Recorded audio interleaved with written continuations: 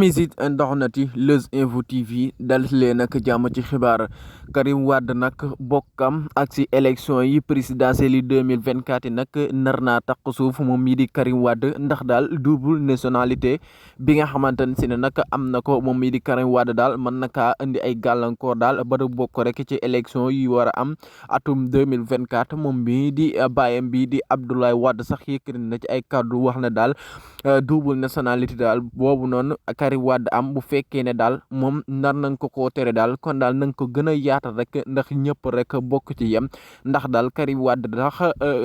papam jaa ngi wax Abdoulaye Wade wax ne sax bu jëlee réew mi dina chance double nationalité jël nationalité français bi tege fële waaye moom mii di Karim Wade daal bokkam ci élection présidentielle yi 2024 instant bi daal taq na suuf torop nag mën naka ndi ay gàllankoor woy leen di abonné